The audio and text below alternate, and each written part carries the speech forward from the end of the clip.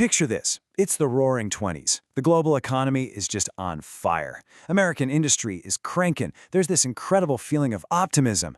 And then, bam, 1929. The whole thing comes crashing down.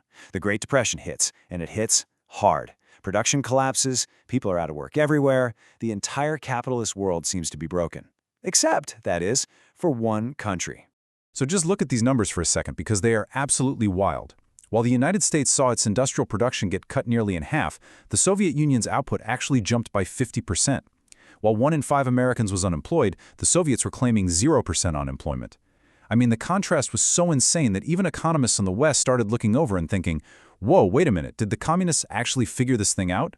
I mean, you had the Soviet Union going from this poor, backward country to a global superpower in just a couple of decades.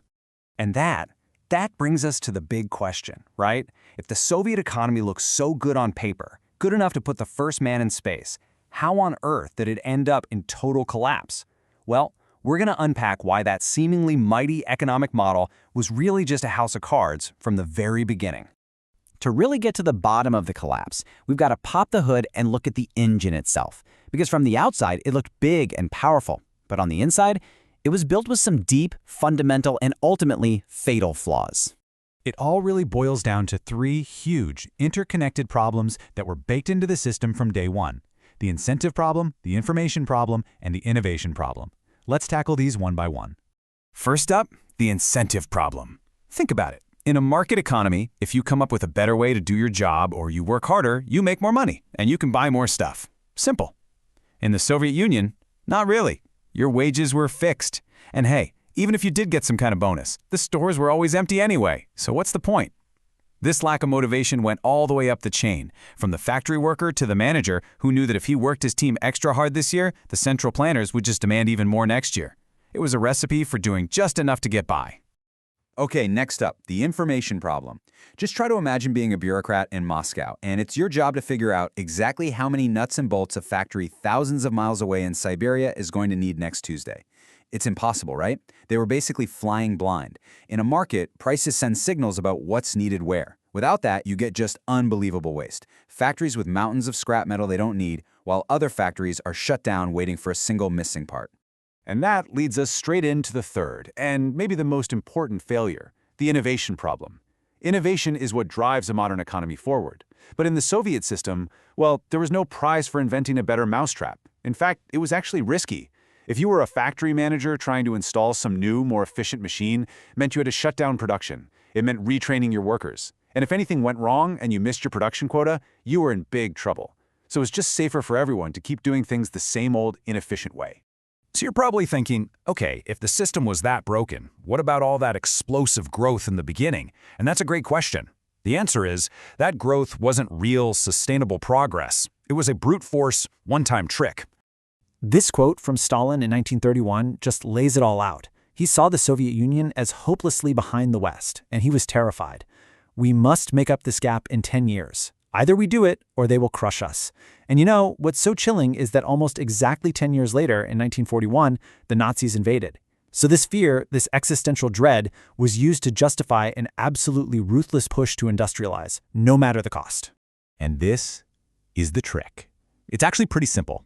The Soviet Union had this enormous population of peasants working on farms that produced very, very little. So the state's plan was to just move them. Forcibly take millions of people out of low-productivity farm work and put them into high-productivity factory work. Suddenly, your total economic output goes through the roof. But here's the key. It's not because anyone's gotten better at their job. You haven't become more efficient. You've just moved people from a bad job to a slightly better one. But we can't just call this an economic trick and move on. Because this policy, known as collectivization, came at a human cost that is just staggering. It wasn't a voluntary move to the cities. It was a violent campaign that led to brutal famines, mass deportations, and the deaths of an estimated 12 million people. So the takeaway here is really, really important. This was growth by just throwing more inputs at the problem. More bodies, more coal, more steel. It wasn't growth that came from getting smarter or more efficient. And a strategy like that, well, it has a time limit. Eventually, you run out of peasants to move from the farms. And then what? Now, to really understand why this system was built this way, why they used such a brutal method, we have to zoom out. We have to go way back in history. because the seeds of the Soviet collapse weren't planted in 1917. They were sown centuries before. So let's go all the way back to the 14th century. The Black Death sweeps across Europe, and it creates this huge labor shortage. Now, in Western Europe, this actually empowered the peasants. They had more bargaining power. They rebelled. They slowly started to break down that old feudal system. But in the East, in places like Russia, the complete opposite happened.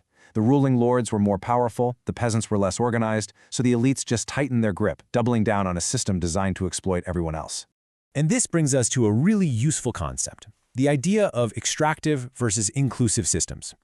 Russia's entire history was defined by an extractive system, one designed by a tiny elite, first the Tsars and then the communists, for one purpose: to extract wealth and power from the rest of the population. Western Europe, on the other hand, began a very slow, messy journey toward more inclusive systems, where more people could participate and benefit. So when we look at the Bolshevik Revolution in 1917, it's easy to think of it as this radical break from the past. But in this light, it really wasn't.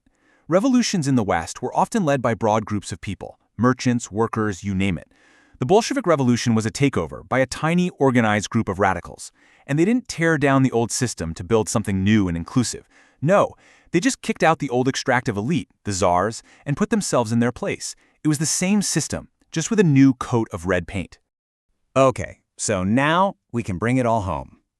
You take that deep history of an extractive state, you bolt on a command economy with those 3 fatal flaws we talked about, and what you get is a system that, frankly, was always destined to fail. So by the time you get to the 1970s, that one-time trick of moving peasants into factories, well, it had run its course. The tank was empty. For the economy to keep growing, it desperately needed real innovation, real efficiency gains. But here's the catch. That would have meant loosening the reins, giving managers and workers more freedom, and the Communist Party elite would not have it. Any reform that threatened their economic control also threatened their political control. In a weird way, it was just like the czars before them, who feared that industrialization would upset the old order. When faced with a choice, the elite chose to save themselves over saving the country. They chose power over progress every single time. And that right there is the bottom line. The Soviet economy didn't collapse because it failed. In a way, it collapsed because it succeeded at its one true goal: to preserve the absolute power of the ruling elite. The stagnation, the shortages, the inefficiency, that wasn't a bug in the system. It was a feature. It was the price of keeping them in charge. And that leaves us with a pretty chilling question that goes way beyond just a history of the Soviet Union. Its story is really a timeless warning about what happens, in the end, when any system anywhere is designed not to create progress for everyone, but to protect the power of a select few.